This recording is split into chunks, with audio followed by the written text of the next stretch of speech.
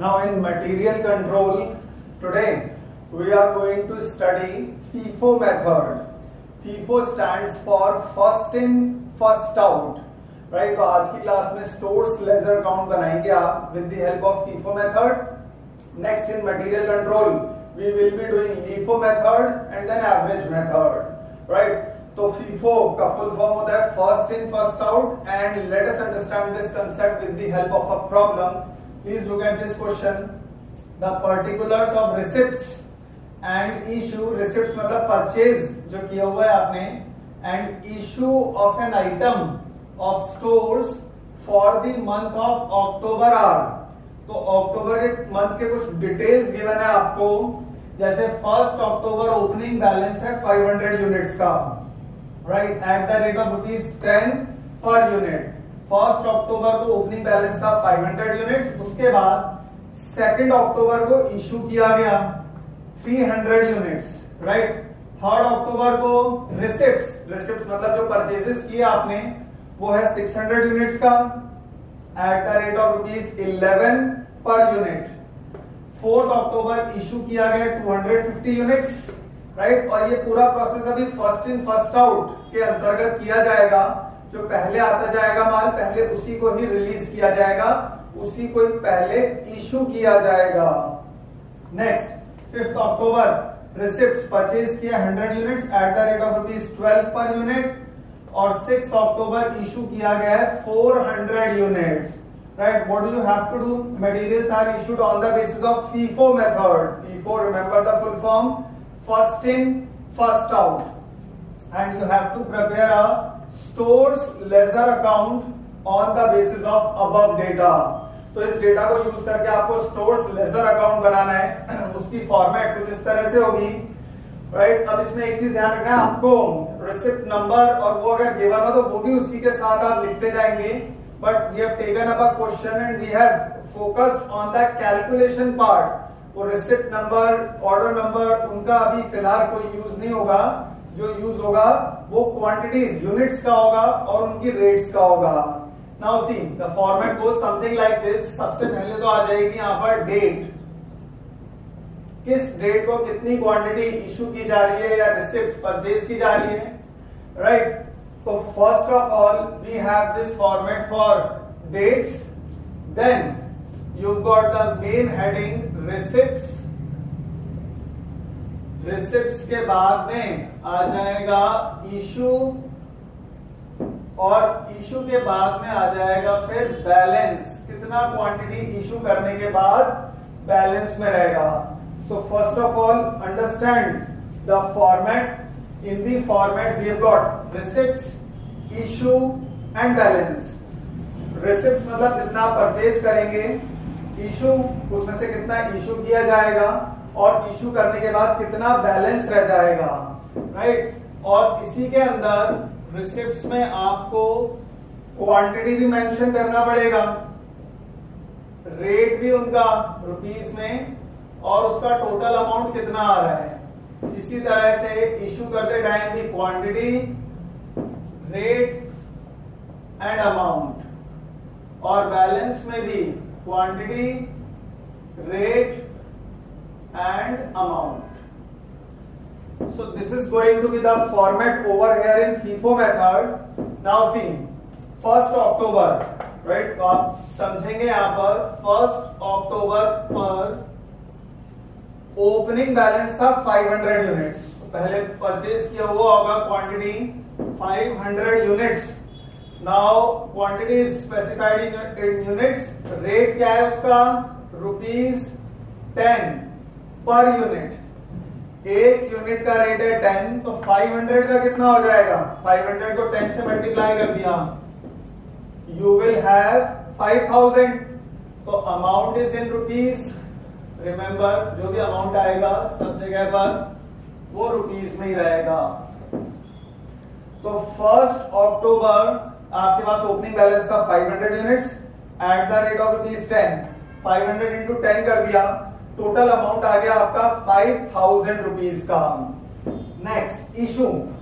अब 1 अक्टूबर को तो कुछ इशू कर नहीं रहे आप, इशू कब कर रहे हैं? सेकंड को, राइट? तो let's leave this place. Issue तो आपने कुछ किया नहीं है फर्स्ट को, तो अब बैलेंस क्या आ जाएगा? 500 यूनिट्स की आ जाएंगी balance eight the rate of ₹10, और जो बैलेंस अमाउंट है आपका वो आ जाएगा 5000 रुपीज का। जो स्टॉक पड़ा हुआ है हमारे पास वो कितने अमाउंट का है? 5000 रुपीज का, राइट?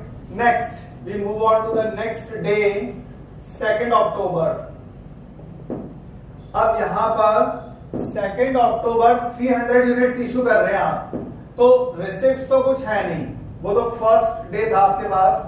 ओपनिंग बैलेंस 500 यूनिट थी, उनमें से 300 यूनिट आपने इशू कर दी, राइट? तो 300 units you have issued, and what is the price? जो प्राइस आपकी थी वो थी 10 रुपीज, ₹10 की रेट पर था। टोटल अमाउंट कितना हो गया? ये 3000। 500 में से 300 यूनिट आपने इशू कर दी 10 रुपए की रेट से, टोटल अमाउंट 3000। अब 500 में से जब आपने 300 इशू कर दी तो बची कितनी है? 200 रुपीज 10 की रेट पर। तो ये जो बैलेंस अमाउंट आ जाएगा ये कितने रुपीस का आ जाएगा? 2000 का। 5000 में से 3000 रुपए का माल आपने इशू कर दिया है, तो अब आपके पास कितना रह गया है? 2000 का, राइट? ये तो हुआ फर्स्ट 2 डेज का। Let us see third day.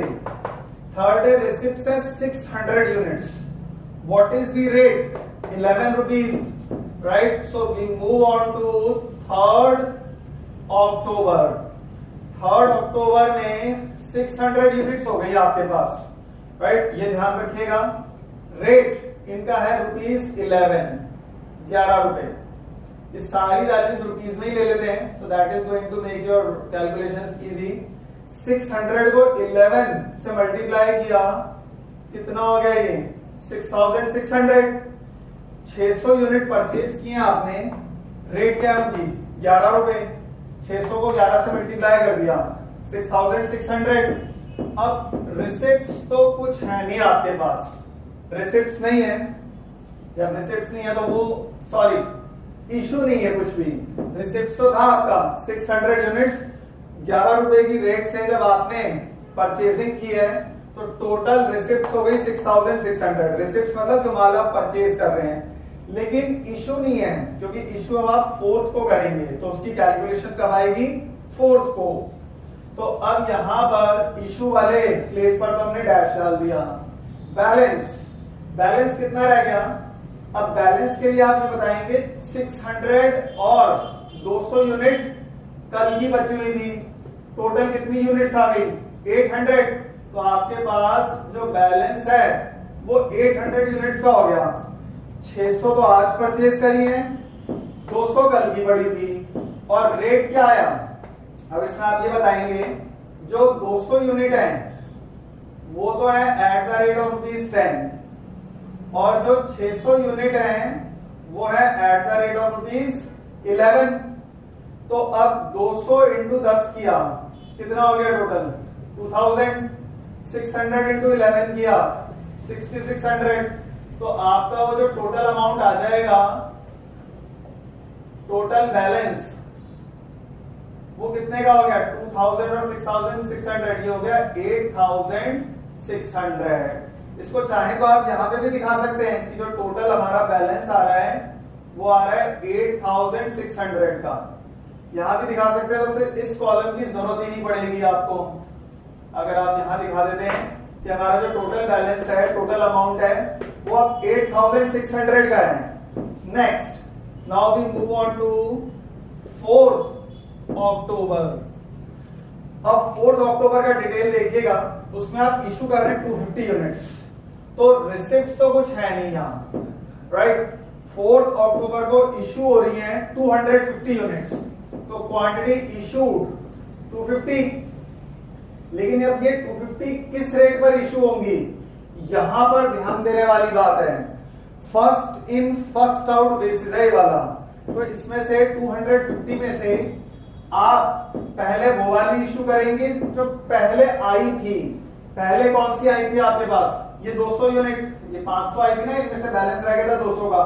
जो अभी लास्ट इन आया है पहले उसको नहीं इशू किया जाएगा, पहले आप फर्स्ट इन, जो फर्स्ट आपके पास रिसिप्ट्स आई हैं पहले आई हैं, पहले आप उनको इशू करेंगे। तो पहले वाला अमाउंट कितना था हमारा 200, तो 200 यूनिट्स का रेट आएगा 10 रुपए के हिसाब से। अब 250 यूनिट्स आपको इशू करनी है, 200 तो कर दी, रह गई कितनी 50, तो अब 50 यूनिट और इशू करेंगे 50, लेकिन वो रेट क्या आएगी सॉरी, ये 600 में से 50 आपने इशू कर दी किस रेट पर 11 रुपए पर, तो 200 इंटू 10 ये तो हो गया 2000, 50 इंटू 11 ये हो गया 550, टोटल कितना हो गया ये 2550 का माल आपने इशू कर दिया। इशू का क्वांटिटी था 250, राइट, अंडरस्टैंड दिस कैलकुलेशन।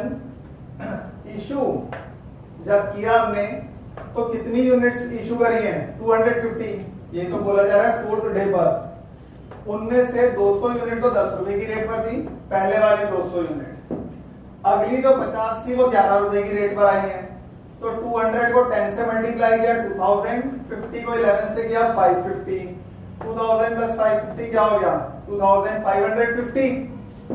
अब यहां पर जो हमारा नेक्स्ट अमाउंट है बैलेंस 800 यूनिट थी, उनमें से 250 तो आपने इशू कर दी, 800 यूनिट्स में से 250 तो गई, तो बची कितनी बैलेंस 550, ये बैलेंस रह गया। अब ये जो 200 यूनिट्स थी ये तो पूरी की पूरी आपने इशू कर दी, तो इसमें से तो कुछ बचा नहीं, ये 600 में से आपने 50 इशू किए हैं, तो बची कितनी है 550, रेट क्या है इनका 11। नाउ यूज योर कैलकुलेटर्स और 550 को मल्टीप्लाई कर दो आप 550 को 11 से, तो अब जो माल रह गया वो रह गया 6050 का, राइट। अब एक बार नोट कर लीजिएगा यहां तक, then we will proceed further.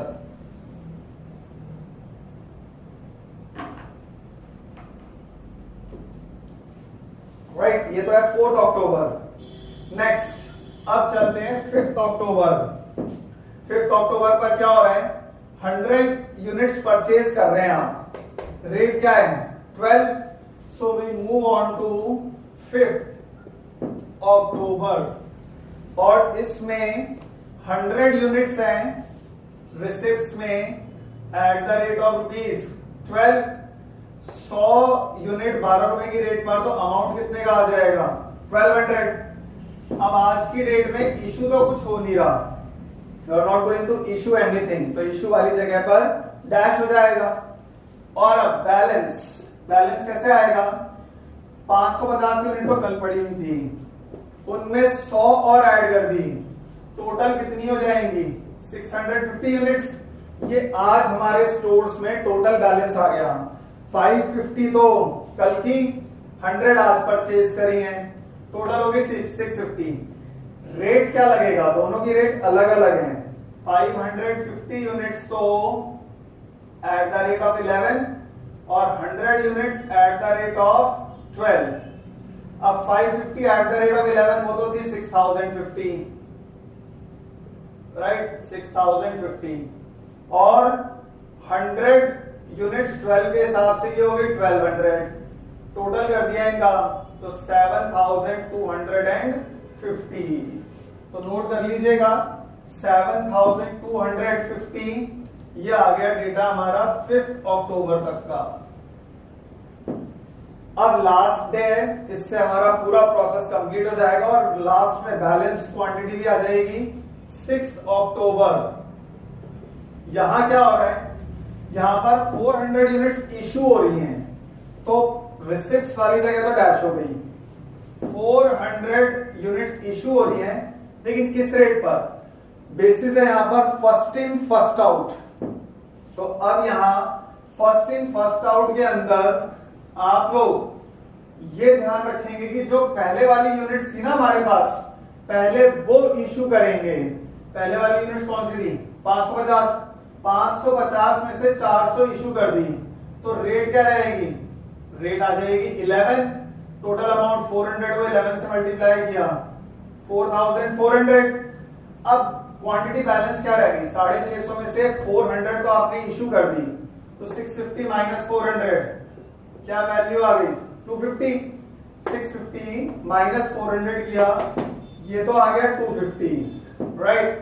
अब 650 में से 400 गए, तो उनमें से 550 में से तो हमने 400 इशू किया था, 550 में से 400 गया, बच कितनी गई 150। ये आपको बता रहे हैं 250 का बाइफर्केशन वो कैसे आएगा, 550 जो पहले वाली थी फर्स्ट इन फर्स्ट आउट है, मतलब जो पहले यूनिट आएंगे पहले वही इशू करी जाएंगी।